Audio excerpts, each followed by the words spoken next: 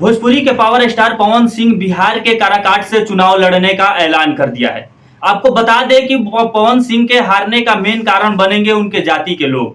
पवन सिंह जिस जाति से आते हैं उन जाति के लोगों की संख्या है 2 लाख और टोटल वहां वोट देने वाले वोटर्स की संख्या है 5.5 लाख, जिनमें से 3 लाख स्वर्ण है और 2.5 लाख कुशवाहा और कुर्मी है।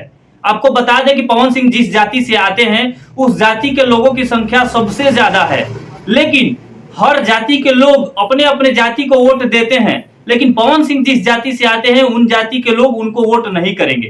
क्यों नहीं करेंगे? क्योंकि आप बता देते हैं कि सबसे ज्यादा वोट देने वाले लोगों की संख्या जो है वो स्वर्ण का है और स्वर्ण जो है बीजेपी की तरफ अक्सर झुका रहता है। लेकिन बीजेपी के जो उम्मीदवार हैं उनका नाम है उपेंद्र कुशवाहा। काराकाट में जो उपेंद्र कुशवाहा चुनाव लड़ रहे हैं, आपको बता दें कि उन्हीं के विरोध में पवन सिंह, पावर स्टार कहे जाने वाले पवन सिंह चुनाव लड़ रहे हैं। तो सिंपल सा बात है कि ना तो कुशवाहा का ना तो कुर्मी का वोट काटेंगे तो सिर्फ स्वर्ण का, और वही स्वर्ण जो बीजेपी को वोट करता था। लेकिन देखने को यह मिलेगा कि जिस बीजेपी ने पवन सिंह को खड़ा करने के लिए आसनसोल से टिकट दिया था, लेकिन पवन सिंह इंकार करते हुए मना कर दिए, कहे कि हम आसनसोल से चुनाव नहीं लड़ेंगे। उन्होंने ट्वीट किया और ट्वीट करने के साथ साथ सबको बताया कि हम आसनसोल से चुनाव नहीं लड़ेंगे। अचानक उनका दिमाग बदला और दिमाग बदलने के बाद वो एक ही बार गए और जाकर काराकाट से ऐलान कर दिया कि हम काराकाट से चुनाव लड़ेंगे। लेकिन हम बता दें आपको कि पावर स्टार कोई छोटे मोटे हस्ती नहीं है। अगर इन्होंने चुनाव लड़ने का ऐलान कर दिया है तो कुछ तो अलग है।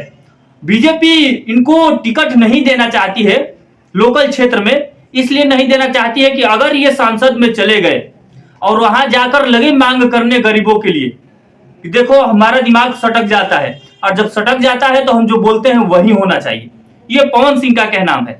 लेकिन आपको बता दें कि पवन सिंह निर्दलीय चुनाव लड़ रहे हैं काराकाट से और सबसे ज्यादा उन्हीं के जाति के लोगों की संख्या है वोट देने में। अगर उनके जाति के लोग पूरी तरह से उनको समर्थन करते हैं तो पवन सिंह आसानी से वहां से जीत जाएंगे।